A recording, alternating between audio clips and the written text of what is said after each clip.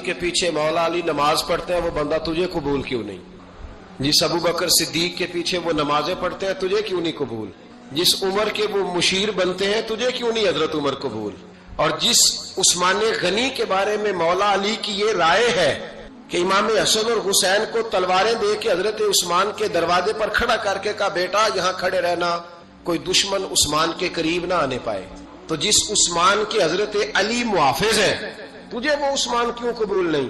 یاد رکھو ہم لعنت بھیجتے ہیں فرقہ واریت پر، امت کو تباہ کرتے ہیں وہ لوگ جو فرقہ واریت پیدا کرتے ہیں، لیکن آپ کو بتاؤں جس جماعت سے آپ کا تعلق ہے نا اس جماعت کی امت مسلمہ کو ضرورت ہے۔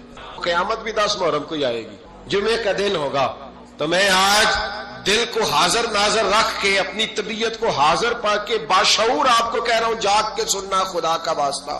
آپ اس جماعت سے تعلق رکھتے ہیں، اگر کافر کے سامنے اسلام کا کوئی چہرہ پیش ہو سکتا ہے تو صرف سنی کا چہرہ پیش ہو سکتا ہے، ختم ہو گئی بات۔ ورنہ کوئی صحابی کا بے ادب ہے، کوئی اہل بیت نبوت کا، آج مجھے کہہ لینے دو، کھول کے کہہ لینے دو۔ لوگ دلیلیں دیتے پھرتے ہیں، کہتے ہیں جی ایک وہ پینٹ کوٹ والا مولوی ہے، اس نے اینک بھی لگائی ہے، داڑھی بھی رکھی ہے، پینٹ کوٹ بھی پہنتا ہے، اس نے جی 1500 بندہ ایک دن مسلمان کر دیا، ایک دن 1000 مسلمان کر دیا، پر پتہ ہے وہ بدبخت کہتا کیا ہے؟ وہ کہتا ہے امیر المومنین یزید رضی اللہ تعالیٰ عنہ، میں کیا کروں اس کے 1500 مسلمان کو یا 2000 اس کے کلمہ، اور وہ جی بڑی دلیلیں دیتا ہے، وہ دلیلیں سنبھال کے رکھے، وہ دلیلیں جو جی بڑے لوگ اس کے ساتھ ہوتے ہیں۔ تو کربلا کے موقع پر زیادہ لوگ یزید کے ساتھ تھے، زیادہ لوگ، ہم کثرت کے قائل نہیں، ہم حق کے قائل ہیں، ہم اب چھوڑ دو بات، دلائل کی طرف آؤ۔ عجیب تماشا ہے، اور ایک مولوی صاحب اس کی حمایت کر رہے تھے، کہتے نہیں بندہ ٹھیک ہے وہ بھول گیا تھا، اصل میں قصور عبید اللہ ابن زیاد کا تھا، اصل میں غلطی عمر بن سعد کی تھی، تو یزید کو زیادہ الزام نہیں دینا چاہیے۔ میں نے کہا بڑی تمہاری قریبی رشتہ داری ہے یزید کے ساتھ، تو اللہ سے دعا کیوں نہیں مانگتے کہ تمہارا حشر یزید کے ساتھ کرے؟ مانگنی چاہیے نا دعا، کیا خیال ہے آپ کا؟ ہم الحمدللہ جمعے والے دن مسجد میں بیٹھ کے دعا کرتے ہیں، یا اللہ ہمارا حشر امام حسین کے غلاموں میں کرنا، تو بھی کرنا، جرت کر، جرت ہماری جرت دیکھ، ہم یہ نہیں کہتے ان کے ساتھ کر، ہم کہتے ہیں یا اللہ ہمارا حشر ان کے، ہماری جرت دیکھو، ہم ان کے غلاموں میں، قدموں میں، نوکروں میں بیٹھنے کو دعا مانگ رہے ہیں، یا اللہ ہمارا ان کے غلاموں میں، غلاموں کے، تو بھی جرت کر دلیری، کر جرت، کہ یا اللہ میرا حشر یزید کے ساتھ کر دلیری، اگر اتنا ہی اچھا تھا تو۔ بے شرمو اتنا ظلم نہ کرو، اتنی زیادتی، اتنا ظلم نہ کرو، یہ ظلم ہے۔ امام حسین جمعے والے دن خطبہ پڑھنے لگے، جمعے سے پہلے امام حسین نے خطبہ پڑھا، اور آپ نے ایک جملہ کہا جو ہمیشہ یاد رکھا جائے گا، آپ نے فرمایا یزید کو جا کے بتا دو کہ مجھ جیسا تجھ جیسے کی بیعت نہیں کر سکتا۔ او کیا فکرہ ہے امام علی مقام کا، فرمانے لگے مجھ جیسا تجھ جیسے کی بیعت، اور آپ فرمانے لگے بتاؤ اس وقت پوری دنیا میں کوئی نبی کا نواسا موجود ہے میرے سوا؟ حضرت آدم سے لے کر مصطفیٰ کریم تک اس وقت پوری دنیا میں کوئی نبی کا نواسا ہے؟ اور فرمایا اگر میں ہی ہوں پوری کائنات میں، لوگ کہتے ہیں فلانا علامہ صاحب کی تبلیغ بڑی ہے، ہم سے بڑا کون ہوگا تبلیغ کی بات کرنے والا، لیکن ڈرو اللہ سے، ڈرو، گمراہ نہ کرو قوم کو۔ یہاں تباہی اتر گئی ہے، کوئی بڑی داڑھی رکھ کے معاذ اللہ تعالیٰ اہل بیت کے بارے میں بکواس کرتا ہے، اور کوئی بالکل داڑھی مڈا کے ننگا سر کر کے ممبروں پہ ناچتا ہے اور صحابہ کے بارے میں بکواس کرتا ہے۔ میرے مصطفیٰ کے پاس اگر ابو بکر آئے ہیں تو وہ بھی شان والے ہیں، اور اگر بی بی عائشہ صدیقہ ان کے بستر پہ رہی ہے تو وہ بھی شانوں والی ہے۔ مولا علی شیر خدا کے بارے میں جو بات کرے پکا بے ایمان ہے۔ عجیب تماشا لگ گیا ہے جی، جو رب نبی پاک کے جسم کے قریب مکھی نہیں آنے دیتا وہ گندا بندہ حضور کے قریب آنے دیتا ہے؟ عجیب تماشا ہے، امت کو تباہ کر رہے ہو، کافر کو موقع دے رہے ہو یہ کہنے کا کہ تمہارے نبی کے پاس بیٹھنے والے ٹھیک نہیں تھے۔ اگر حضور کے پاس بیٹھنے والے ٹھیک نہیں تھے تو بعد والے کیسے ٹھیک ہو گئے؟ تو یہ باز آنا چاہیے ان بے شرموں کو، یہ امت میں تفرقہ ڈالتے، بے حیائی کرتے۔ سنو اور یاد رکھو، حضرت امام حسین نے خطبہ پڑھا نا جب جمعے والے دن، فرمایا مجھے پہچانو تو میں کون ہوں؟ تو عمر بن سعد بولا، پکے نمازی بولے۔ عمر بن سعد کہنے لگا حسین جلدی کر ہمارا جمعہ لیٹ ہو رہا ہے۔ بلے ہو نمازیو، جلدی کر ہمارا، آئے ہائے کیا نماز ہے، یعنی نبی پاک کے نواسے کو شہید کریں گے اور شہادت کے بعد جمعہ پڑھیں گے اور نماز میں کہیں گے اللہم صلی علی محمد وعلی آل محمد. ان کو شہید کر کے قتل کر کے جمعے کا خطبہ دیا جا رہا ہے اور نماز پڑھی جا رہی ہے اللہم صلی علی محمد وعلی. تو میرا سنی بڑا بھولا ہے، کہتا ہے جی وہ زیادہ نمازیں پڑھتے ہیں. تو زیادہ نمازیں تو عمر بن سعد بھی پڑھتا تھا.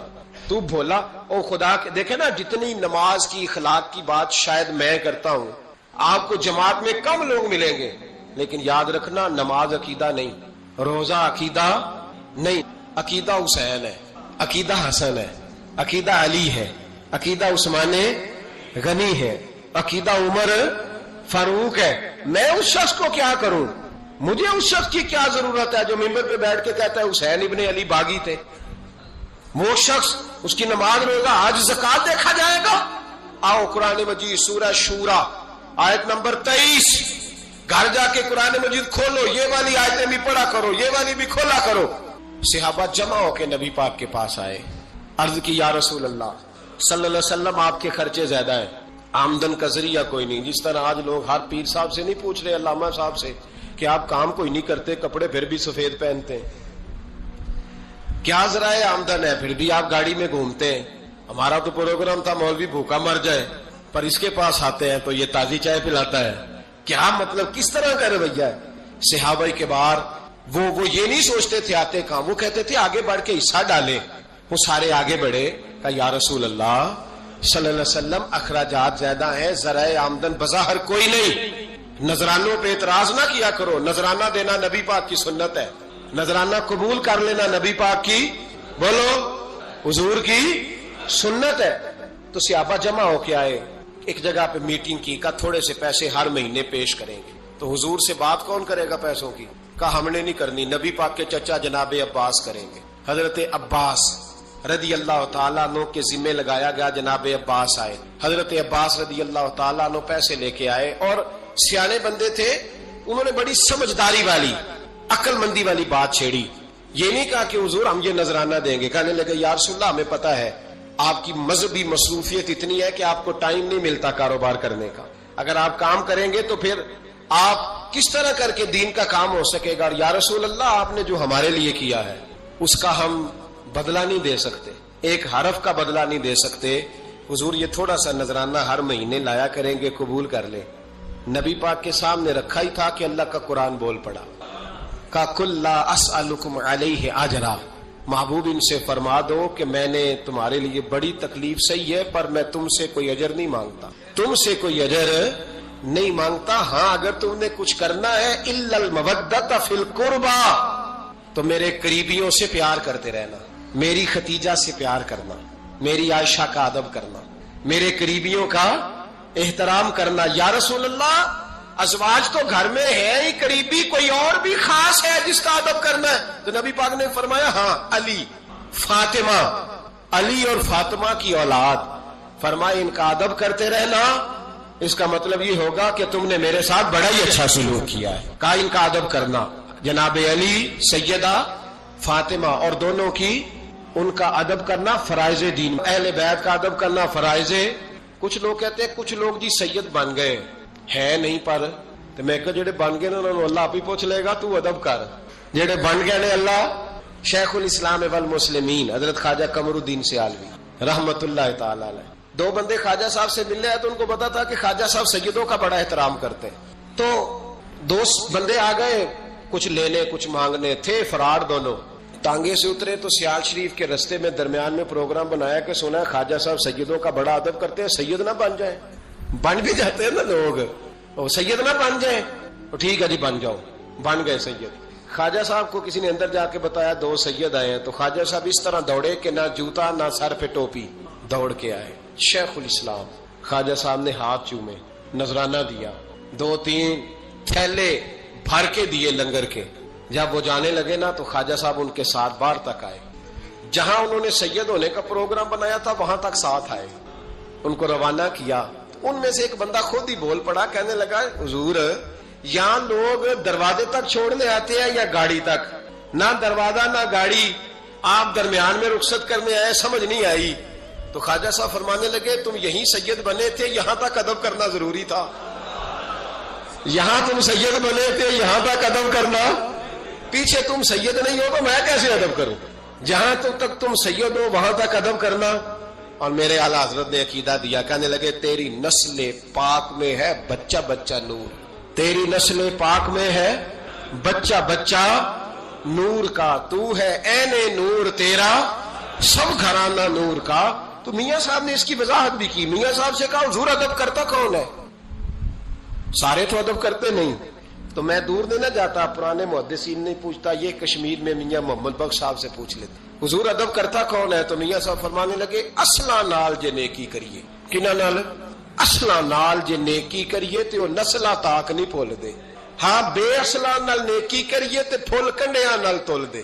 بے اصلا فرمانے لگے جو اصل ہوگا نا اخلاق کا، کردار کا، خاندان کا اصل، وہ ہمیشہ مصطفیٰ کے صحابہ کا بھی احترام کرے گا اور اہل بیت نبوت کا بھی ان کا ادب کرے۔ سنیں نبی پاک نے کیا فرمایا، ترمذی میں حدیث ہے، نبی پاک نے خطبہ حجت الوداع دیا۔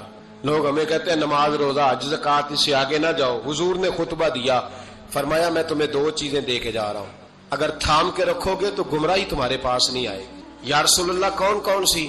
فرمانے لگے ایک میں تمہیں قرآن دے کے جا رہا ہوں، دوسرا اپنا خاندان دے کے جا رہا ہوں، ان کو تھام کے رکھنا، گمراہی کبھی تمہارے پاس، ان کو تھام۔ سنو حضرت اسامہ بن زید رضی اللہ تعالیٰ، حضرت اسامہ آپ فرماتے ہیں مجھے نبی پاک سے کوئی کام تھا، یہ بھی ترمذی کی حدیث ہے، کہتے ہیں میں حضور سے ملنے گیا تو میں نے نا حضور سے بات چھیڑی، نبی پاک سے میں نے ذکر چھیڑا، جب وہ بات میں نے کرنی شروع کی نا تو حضور نے چادر اوڑی ہوئی تھی، بکل جس کو مارتے ہیں، کہتے ہیں چادر اوڑی ہوئی تھی، تو نبی پاک کی نا چادر میں دو چیزیں حرکت کر رہی، تو جناب اسامہ بن زید رضی اللہ تعالیٰ عنہ فرماتے ہیں بات کرتے کرتے میری توجہ جب ادھر گئی تو میں اصل بات ہی بھول گیا، میں کہنا کچھ چاہ رہا تھا، میری زبان سے کچھ نکل رہا تھا، کیونکہ جب توجہ بٹ جاتی ہے نا، اس لیے توجہ بٹ جائے تو پھر لفظوں کا حسن برقرار نہیں رہتا۔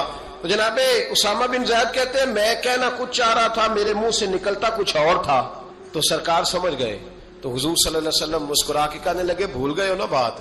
تو میں نے کہا حضور بھول گیا ہوں، تو کہتے ہیں میں بھی ان سے کب سے کہہ رہا ہوں کہ باز آ جاؤ، لیکن یہ نہیں آ رہے، کہتے ہیں میں اور پریشان ہوا کہ یہ کن سے حضور کہہ رہے، تو نبی پاک نے چادر مبارک کو کھولا، ایک بغل سے امام حسن نکلے، دوسرے سے امام حسین نکلے۔ یہاں بھی ملا پریشان ہے، بڑی ٹینشن میں ہے، کہتا ہے جی ہر نانا ہی اپنے نواسوں سے پیار کرے، تو میں نے کہا بے وقوف یہ عام نانا نہیں، یہ وہ والے نانا ہے جن کے بارے میں اللہ کہتے ہیں وما ینطق عن الہوی ان هو الا وحی یوحی، فرمایا میرے محبوب اتنی دیر تک بولتے نہیں جب تک میں حکم نہیں کر دیتا۔ تو امام حسن اور حسین کا پیار بھی اللہ کا حکم تھا، اس لیے ہو رہا تھا۔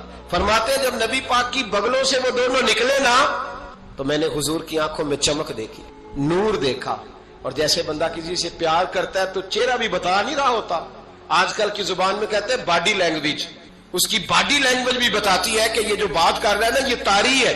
تو محبوب فرمانے لگے اسامہ یہ دونوں میرے بیٹے ہیں، یہ دونوں میرے بیٹے ہیں کیونکہ میری بیٹی کے بیٹے ہیں، اور فرمایا اسامہ میں ان سے بڑا پیار کرتا ہوں، کاش امت ان لفظوں کو سمجھ جائے۔ حضور نے فرمایا میں ان سے بڑا پیار کرتا ہوں، میں بڑا پیار کرتا ہوں، اور میں نے رب سے دعا کی ہے یا اللہ جو ان سے پیار کرے تو اس سے پیار کرتا، میں نے یہ دعا کی ہے اے اللہ جو ان سے پیار کرے تو اس سے بھی پیار کرنا۔ حضرت امام حسنین پہلی بات یہ ہے کہ ان کا پیار ایمان کا حصہ ہے، ان کا پیار ایمان کا حصہ ہے، ان سے جو پیار نہ کرے گا وہ صاحب ایمان